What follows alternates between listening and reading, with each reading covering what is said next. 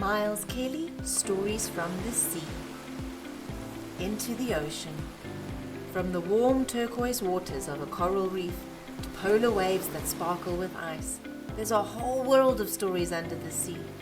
These precious habitats are home to amazing animals that dart, dive, dash and splash. Shall we meet some of them? Stories from the Sea, written by Catherine Veitch. Tia the Turtle, illustrated by Met Engel. Stars twinkled over the dark sea as night fell on the beach. Then a piece of sand began to move. And they were off! Hundreds of newly hatched sea turtles scrambled out of their sandy nests and set off towards the sea. Go! Tia felt nervous about leaving her nest. What if a bigger animal ate her? But she knew it was time. Head for the sparkling waves, cried Tia's friend Tajo. There were lights all around. Tia was not sure where Tajo meant. Scrambling over the bumpy sand was hard work. There wasn't much room. When another turtle accidentally knocked her shell, Tia nearly overbalanced.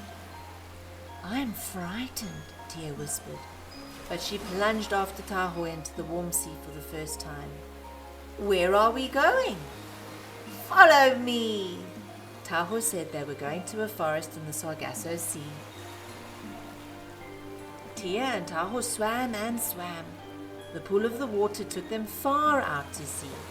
Slowly, Tia began to feel at home. But then a huge bird flew overhead. Watch out! Shouted Tajo. The tiny turtles paddled for 3 days and 3 nights. Tia was starting to feel tired. Look out behind you! It's not safe to rest in the open sea, said Tajo. A bigger animal might catch us. Up ahead, a huge shadow hung in the blue sea. Is it a monster? Asked Tia. Brave Tajo swam closer to find out. It looks hairy. It's a seaweed forest, not a monster, laughed Tajo. An old turtle I met said the weed looked a bit like hair. This must be the Sargasso Sea, our new home. Tia swam into the forest of weed and began to look around. It was very quiet. There was no sign of life. Hello? But then a piece of seaweed answered Tia. Hi, I'm Scotty. I'm a sea slug. It was the strangest looking creature Tia had ever seen. What do you like about living here? She asked. I feel safe here. I'm so good at hiding in the seaweed, said Scotty. And there's lots of food. Now Tia felt hungry. She went to find Tajo. What can we eat here? Tia asked. She nibbled on what looked like a jellyfish, but it was actually a plastic bag. Yuck! Don't eat that! Tajo knew to watch out for plastic. Plastic makes you ill if you eat it, he told Tia.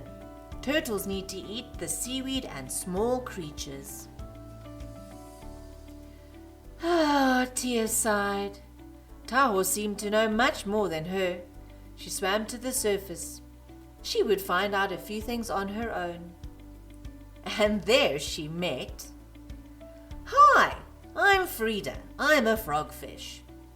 Tia asked Frida what she liked about life in the seaweed forest. It's a good place for me to hide.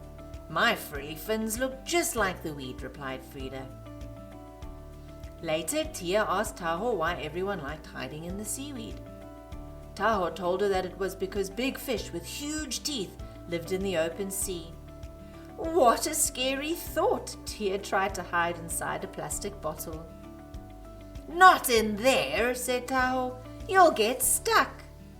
Tajo said they would be safe in the weed, and there is lots for us to eat here too. We'll grow big and strong. Tia and Tajo lived in the seaweed forests of the Sargasso Sea for 10 years, growing bigger and bigger. Over time, Tia met lots of strange and interesting animals. There were crabs who swam sideways, spiky fish who puffed into balls, and even fish that could glide above the water. Whoosh! Then one day, Tia knew it was time to set off again. She found a new shallow sea home where there were crabs and clams and sea urchins to eat. This is much yummier than plastic. And Tia had a secret.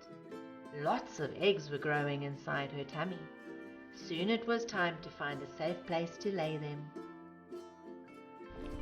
Tia, who was now bigger than you or me, knew just the right place to lay her eggs. In the quiet night, she clambered up onto the soft, warm beach where she was born all those years ago. There she dug a nest and laid her eggs. Then she covered them carefully in sand and returned to the sea.